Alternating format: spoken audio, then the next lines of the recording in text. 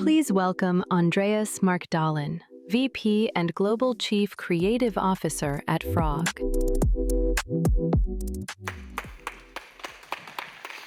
Amazing, thank you. And before I jump into my narrative, I just want to say thanks to all the previous presenters between this morning and yesterday. Really amazing sources of inspiration. And I think, coming into now what is the ending of day 2 and moving towards the end of the day, it's all about trying to synthesize a little bit and reflect on some of the things that we've been looking at over the last couple of days. And in my presentation today, I really want to speak to some of the trends that are starting to emerge. I think we've seen a couple of great examples of paradigms that are starting to evolve. And I want to share from kind of my perspective what I think those dominating themes are and what they will be. And also hopefully shed some light in terms of how we can navigate these trends moving forward. It's really important as well for me, from my perspective within Frog, which is a design firm and innovation firm, how we can essentially start to think about evolving our craft and our capabilities around this. And in this, I want to speak to a kind of next dimension in creativity and design that I'm using as a framework to think about the future. So my name is Andreas Markdalén. I'm a Global Chief Creative Officer at Frog. We describe ourselves as a reinvention and experience partner to our clients. We work across different industries. We work globally, all different countries and geographies, really to try to help our clients to navigate the future and make sure that they can place the right bets with their businesses, with their value propositions and their strategies to future-proof themselves. And that often comes, through the vehicle or through the vessel of thinking about new experiences. It might be a brand experience, it might be a product experience or a service. In some cases, it involves content and marketing and automation and all of the things that we've been speaking about here. And we really believe that the magic across these different areas sits in that intersection about being able to bring them all together and help our clients to solve these challenges. And that kind of holistic perspective has been with Frog since the very beginning when we started out. Frog was actually founded back in 1969 by this gentleman here, Hartmut Esslinger. You might know of him as one of the most iconic designers of his time, working primarily in industrial design. And he was speaking about changes in the same way that we do today, right? But obviously in a different era. And always highlighting the opportunity and the necessity to push for emotional impact in all of the work that we do as designers and creatives. And he was describing a world back then in the 70s and 80s that had become dominated by this mantra of form follows function, right? And he was saying that it's all about elevating beyond the functional, elevating beyond the utility to strike an emotional chord between a user or a customer, a brand or a product or a service, or whatever it might be. And that kind of philosophy, that mantra that we built the Frog brand around in those days is very much prevalent in the iconic products that he and the team was creating back in those days. Really beautiful projects for clients like Apple, Sony, Yamaha and others, where really that manifestation of emotion was tangible through the physical form of the objects that they were creating. It came back to a form factor, a choice of materials, or the ability really to convey emotion through touching and feeling, holding an object. And that created a very clear narrative for him to kind of drive this kind of rebellion in the design industry. And it also represented kind of where the design industry was at that time, where design was seen primarily as a means to bring products to market and shape these tangible artifacts that could be shipped and used by people around the world.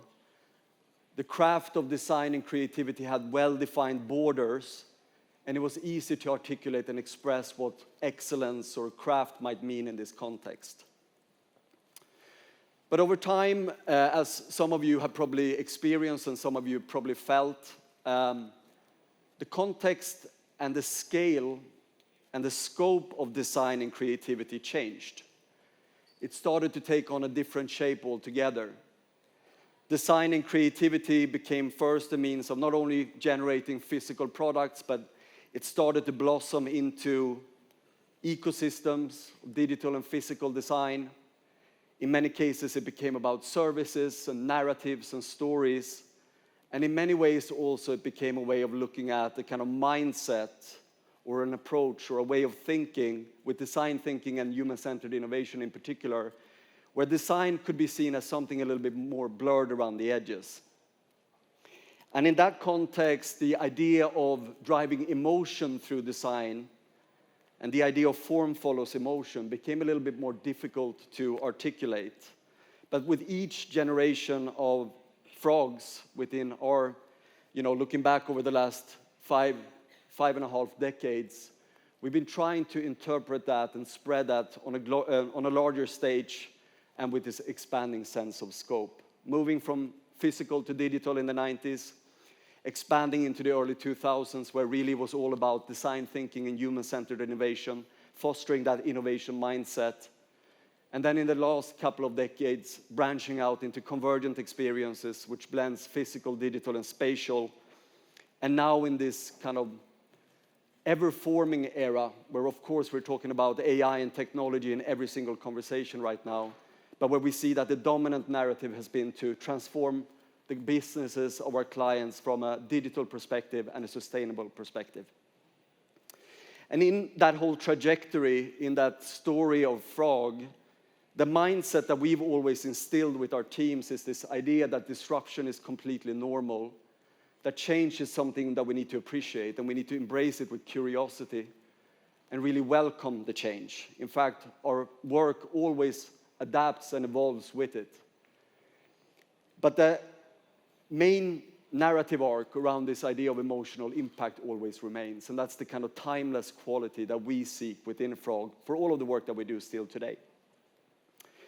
And why is that important to mention right now? Well, we're in a moment where I'm going to state the obvious. The last 2, 3, 4, 5 years have been quite dramatic, right? And fairly disruptive in terms of this amazing new technology that has been brought into our hands and brought into our industries, where I think everyone probably within this room has a fairly good grasp of the amount of change that has happened. And you've started to navigate this already. And with many of the creators that I've seen on stage over the last couple of days, already started to create the kind of products and narratives and systems that benefit in this new world. But for many of our clients, the impact of this new landscape is still a little bit to be defined. We speak about it from a societal perspective. We speak about it in terms of governments and regulatory bodies. And we speak about how entire industries and value chains are being disrupted at the moment. And that's what we're helping our clients to do, but it's also trickling down to our own communities. And again, it's been fascinating to look at all of the amazing work presented over the last couple of days here. I would guess that most people here are leaning optimist in looking at how this technology is being infused in the things that we're doing.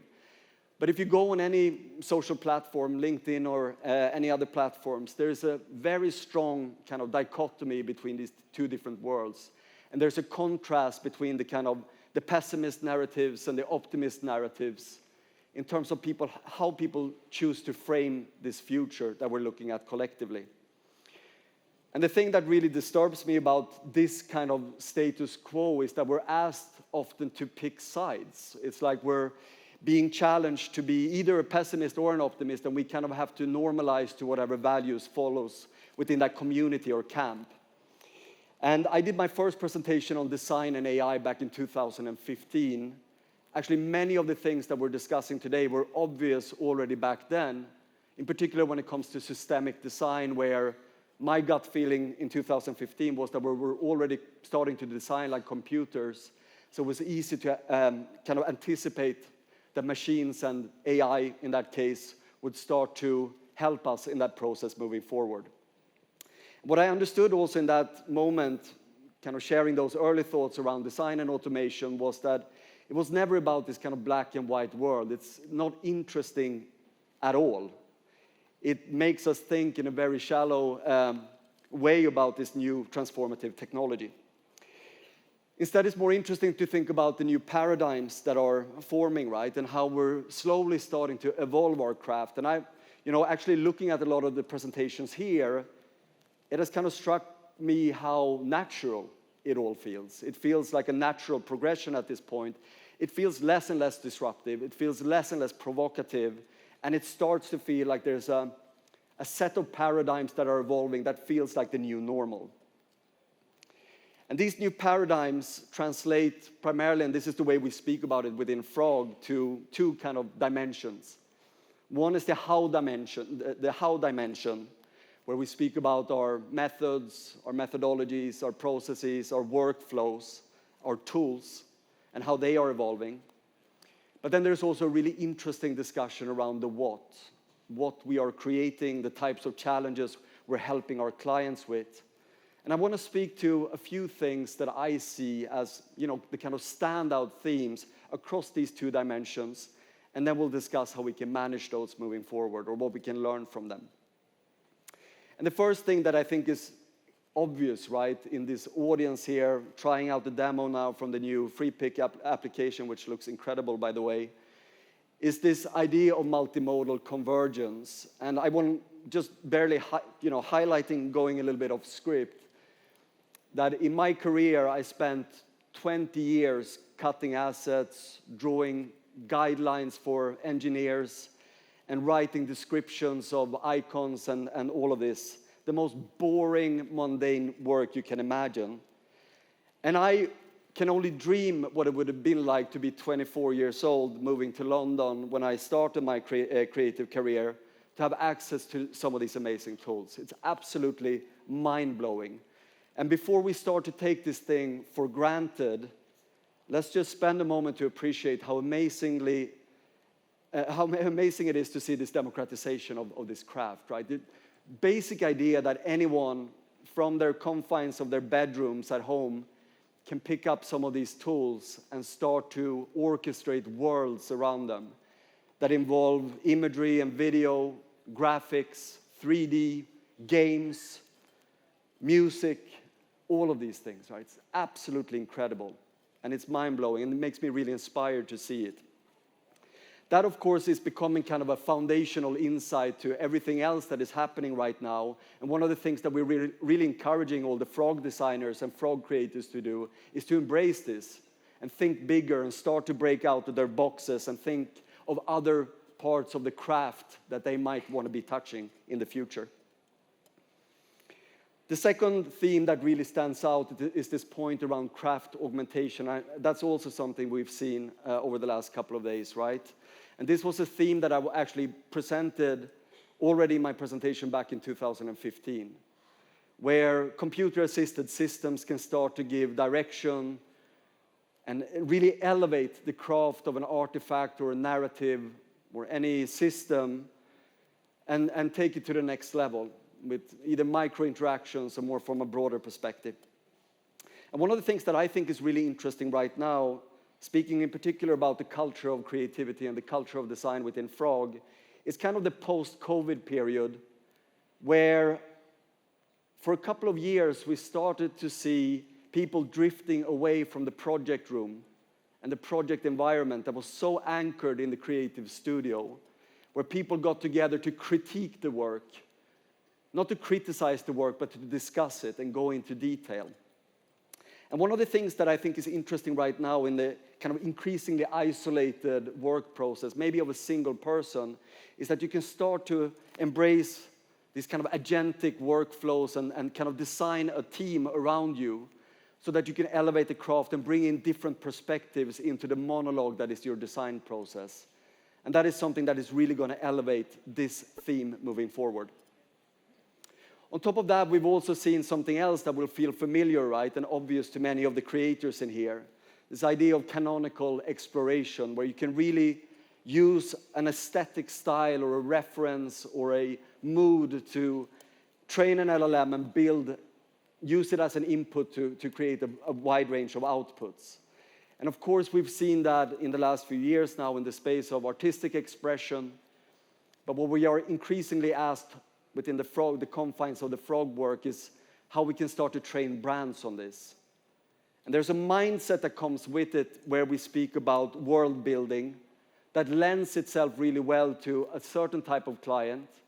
If you think about the aspirational or the luxury qualities of a Gucci or a Porsche, you can imagine the kind of aspirational references and aesthetic landscapes that we can build around those brands. But this is also happening with mass market brands like Lidl or McDonald's or Aldi or others, where we're starting to really program and build a creative engine that will then come to influence other parts of the work. And the final theme that I think is really interesting and is becoming kind of part of the standard approach now in this new evolving model is the idea of process acceleration. I didn't want to use the term vibe coding here because I believe that we will very quickly move away from this idea of something being hyper-intuitive, and there will actually be a high-level mastery of this art form that is evolving, where you can move from an idea into a product very quickly. And the expectations will also move very quickly on these types of artifacts. But these 4 concepts are essentially becoming part of the new approach that we speak about within Frog, and where we encourage our teams to essentially, through their curiosity, explore and discover further. Moving into the what, there is also there an interesting paradigm shift or a new mindset that is needed in order to understand where things are going in the coming years. And to illustrate this, I often bring this example of the lunchbox back to the teams. And this is actually an anecdote that comes from the BBC from 15 or 20 years ago, where they invited Johnny Ive to be a design judge for a group of students that were looking to redesign the lunchbox. And the host of the TV show essentially asked Johnny Ive, what is the most difficult challenge in this project? And the answer from Johnny, which have stayed with me since I saw this the first time, is that the most difficult part is in the name itself. When you receive a design challenge to redesign the lunchbox, your immediate thought is to think of a better box. And the most innovative solutions will be the ones that break free from the form factor and create something else, that take the idea somewhere else. And when I look at the world of content and creative and storytelling right now, it kind of strikes me that we are describing a new world with an old vocabulary. We're still kind of packaging new contents into that lunchbox. And it's hard to anticipate exactly what are the new formats, what are the new form factors, and what are the new mediums that will arise. As an example of this, I often speak about music, right? Where we talk about singles and albums. Albums that was derived as a concept that came from vinyl records or compact discs or cassettes. And where the physical constraint of that form factor, 2 LPs, 2 vinyl records, 12 songs, 14 songs, whatever it might have been, basically created the artistic medium of the album. And we've then seen the kind of evolution of music where we moved between these different form factors into digital quite recently, where actually artists like Kanye West and others start to think of it more as an organic life form, where you can publish an album on Spotify and then 2 years later change the track order or remove a song, add another one. And now we're seeing the kind of last step in that with Fred again on the far left, I guess it is, on the far left-hand side, that is making music essentially that is adapted to Instagram and TikTok, where the songs are 2 minutes long and most of it is based around the loop that can be repeated for 20 seconds so that it fits on social media. And I'm sharing a few other examples just in the style of narratives and visual storytelling that is now also evolving, that is adapted to a new medium, to a new audience, to a new perspective on time. And it's quite likely to imagine that in the coming 5 to 10 years, we might see completely new formats emerging, and it's pointless to speak about how we can describe this new world with the old concepts of creativity. Similarly, in the world of design and products and services, we're kind of seeing the baseline being disrupted right now. Again, speaking about my own career, having spent the last 20 years in the world of design and creativity, a lot of my work has been orchestrated around websites, applications, and brand systems, right? The basic deliverables of a typical design project over the last 10 to 15 years. And what's interesting right now is that the kind of fundamental aspects of this value chain and this value system is starting to evolve. OpenAI, of course, the example that you can't see in the top left corner because the image is not displaying. OpenAI is introducing a kind of self-contained walled garden with a new experience where applications might not exist, right? It might be an instance of a moment that is activated through a natural interaction in the OpenAI ecosystem. And that kind of takes away from this whole perception that an application needs to belong in an operating system altogether. Similarly, we're starting to look at new form factors for what is the most natural interaction with AI. You have examples like OpenAI again collaborating now with Johnny Ive to develop a new device that will be a kind of AI device for the future. We don't know what it looks like yet or what it will be.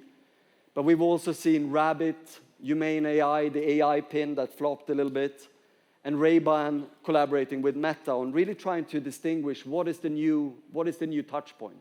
How do we work? How do we interact with these things? And then on top of that, we see the kind of remnants of the metaverse era where new forms of computing and technology is starting to get increasingly dispersed into our environments. So this is also creating all of these new challenges, right, where that kind of black and white narrative with regards to creative and design being on a downslope, or that we're starting to automate things away from the creatives and designers is not really relevant because there are so many new, exciting, amazing challenges ahead. And in all of this, the dimension of what we do is starting to evolve.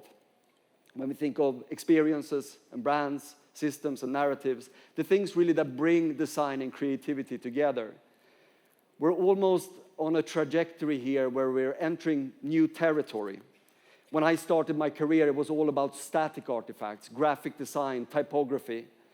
And as my career evolved, it started to be about interaction, user experience design, systems design. And now we're entering this kind of liquid space where I think we can learn a lot from the theory of quantum technology, where the major paradigm shift that is happening in the world of quantum technology is the shift from the bit to the qubit, where the bit is representing a simple or single binary state, a 0 or a 1, but where the transition into quantum is about creating an instance where it can be both at the same time. And I think the mental model for the types of artifacts and the types of systems and narratives that we will be creating moving forward borrows from this idea, that things can be multiple things at the same time, and that the effort is moving and shifting away from creating that kind of singular instance to instead shaping the conditions in which magic can happen. So that might be shaping the variables, shaping the methodologies, shaping even the agentic or human team that is working around the solution, setting the stage for some kind of theater to happen in real time, but where you might not have full control over the actual output. And this is a big shift in mindset. So the way we're thinking about this right now at Frog, like when you start to bring that back to reality and the kind of day-to-day work that we see is that we have these ecosystems where a lot of the new thinking is starting from that idea that there will be a central kind of AI or LLM brain that kind of feeds into all of our processes and starts to touch everything from design ops to research ops, brand ops, and marketing ops. I don't believe in the distinctions or the silos between these different areas, right? They are usually segregated within organizations, but they're all going to come together. And then you can see it's a little bit small, the text, but in the center part of the diagram, the things that are obviously leaning more executional are starting to get automated, starting to get increasingly agent-led, and the things on the kind of more distant confines of the circle is increasingly human. But what's beautiful about the future of capabilities and disciplines and skill sets is that you will probably have people that are focusing very much on the individual circles in this diagram, but we'll also start to see a large group of people that look at a holistic perspective across all of them. And that's really where the mindset is starting to play into the ideas of Rick Rubin and others. And I'm sure most of you have seen this interview, where Rick Rubin, who is an amazing music producer working with all of the famous bands, basically speaks about his approach to musical production. He says, I can't play any instruments, I don't really know anything about the technicalities of music, but he can walk into a room and give the right point of advice at the right time based on his taste, based on his experience, and based on his worldview. And there's something in that mindset that I think will translate back to that previous diagram, where a person with a great idea can have exponential impact within their organization if they're able to connect the dots. So in this new era that is emerging with these new dimensions, we will start to ask new questions. And this is why I'm so excited about the future and why I lean optimist in that kind of polarized debate. We start to think about new questions, and this is just some of them, right? So following this idea of evolving mediums, what new forms of storytelling will emerge, enabled by multimodal creativity? What are the new form factors? What is the physical representation of AI? How do you build a brand in a world where most of the interactions might be invisible? Or if you're speaking to an AI in a headset or in an earbud, how do you build your brand in that context? How do you distinguish one brand from the other? And what does craft mean in this emerging context? And again, coming back to all of the previous presentations today and yesterday, I do believe that human craft, human intuition, and that kind of sensitivity that we bring into the mix will be absolutely essential in this. But it will be really interesting to see how we define craft in 5 to 10 years, and I can't speak exactly to that. So I need to pick up the speed a little bit, but I wanted to end with the kind of final question, right, and arguably the most important one.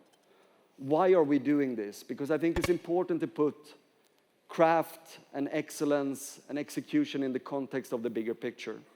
And coming back to Frog, we speak often about this concept around making your mark, right? Certainly helping our clients to drive those future initiatives, place those future bets, shape those future strategies. But it's also about having that kind of planetary and societal impact that drives us in a positive direction forward. And in that world and in that ambition, there's this continuous conversation around timelessness, which is, I would argue, still one of the most critical aspects of our work. And for us, when we speak about future scenarios, when we speak about ideation, futurescaping, coming up with new products and services, we often come back to what we refer to as human truisms. Things that were true 2,000 years ago, that are true today, and that will be true in another 2,000 years.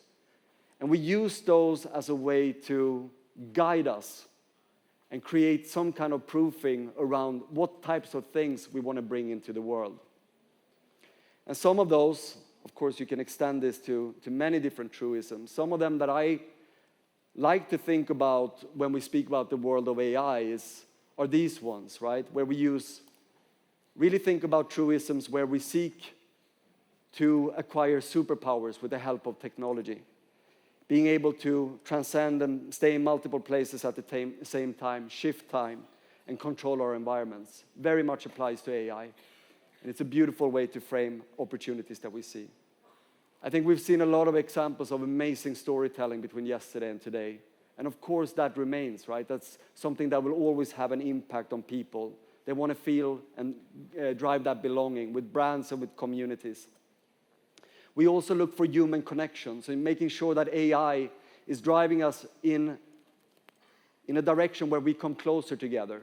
And again, I think this conference is a perfect example of that, right? using technology to bring us together. And then finally, using technology and AI to make order out of chaos, to help us understand the world in new places. If we're feeling lost in our process and we're not sure actually how we anchor our thinking, or we are discussing what kind of things we want to bring into the world, these are the types of timeless principles that we use at Frog to make those kind of, to drive those kind of discussions. And I think it's important right now when we're entering this new era where people less talented than all of you will use the same LLMs, the same models, the same tools as you are. And we're starting to see an avalanche of mediocre, copy and paste, boring, whatever content, and that everything starts to feel synthetic. It's important to remember these timeless qualities. And I believe, and this is how we're building our team currently within Frog, that it all comes back to our original mission of really driving emotion into every single aspect of it. And never forget that people want to fall in love with the product. They want to fall in love with the narrative, or they want to fall in love with the system. And that's ultimately our job, to create that kind of emotional connection. So I'm saying that because we're hiring right now within Frog. We're looking for people like yourselves. I'm here with Russell from our Frog Spain team here as well. So please reach out. We're building our team. And with that, I want to say thank you.